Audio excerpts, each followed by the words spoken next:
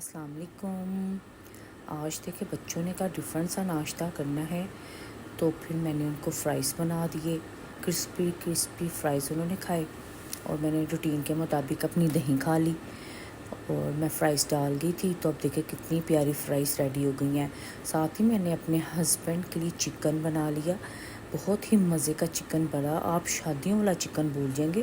Ingredients دیکھیں کتنے زیادہ ہیں، جن میں ہے گرم مسالہ، ہری مرچیں، کسوری میتھی، نمک، درا مرچیں، ہلدی، سوکھا دھنیا ہے اور زردے کا رنگ ہے۔ یہ میں سارا میں نے چکن کے اوپر ڈال دیا، اور چکن ابھی فریز ہے، میں نے میرینیٹ کر دیا تھا۔ جیسے جیسے کھلتا گیا اور مسالہ ایڈ ہوتا گیا، یہ سرکہ، چلی سوس اور سویا سوس بھی میں ڈال دوں گی، اور اس مسالے کو میں نے کور کر کے رکھ دیا تاکہ اچھی طرح میرینیٹ ہو جائے۔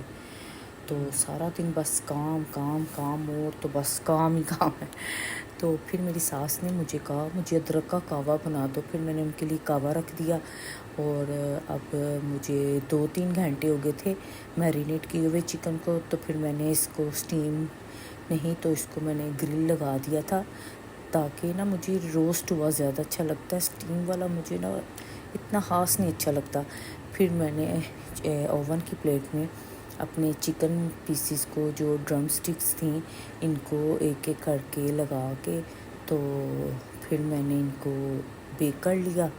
اتنی اچھی بیک ہوئی تھی، میرے ہسبینڈ کو اتنی بھوک تھی، انہوں نے آتے ہی کہا کچھ کھانے کے لیے ہے، تو میں نے فٹافٹ سے سیلڈ کاٹا، اور دیکھیں ان کی شکل دیکھیں کتنی ہی خوبصورت ہیں، اتنے ٹینڈر، اتنے سافٹ۔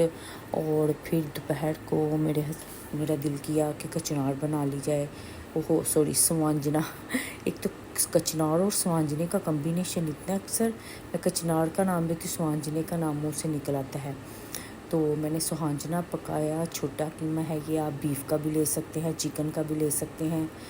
تو میں نے پھر آئل لیا، اس میں پیاز، ادرک، لہسن، میں یہ چیزیں کٹھی کرتی ہوں فرائی، مجھے لہسن فرائی اچھا لگتا ہے، اس سے زیادہ ٹیسٹ انہینس ہوتا ہے کھانے کا۔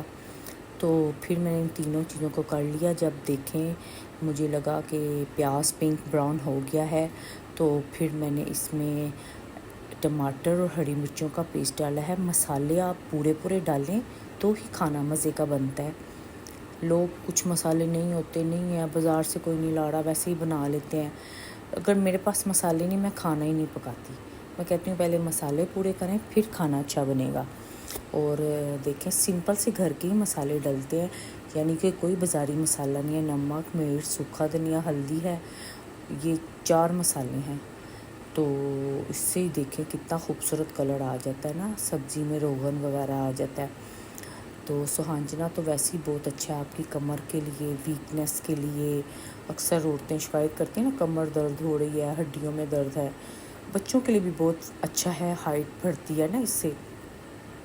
ہماری امی تو ہمیں اتنا پکا کے کھلاتی تھیں، اس سے ہائٹ لمبی ہوتی ہے، بچوں کی صحت ہوتی ہے۔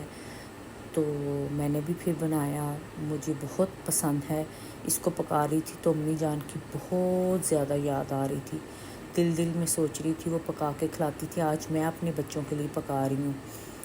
تو پھر میں نے قیمہ ڈال کے اس کو ہاف ڈن کر لیا، کیونکہ سوانجنا تو بوائل ہے تو اس نے اتنا ٹائم نہیں لینا، تو یہ دہی کے بغیر تو بالکل نہیں اچھا بنتا۔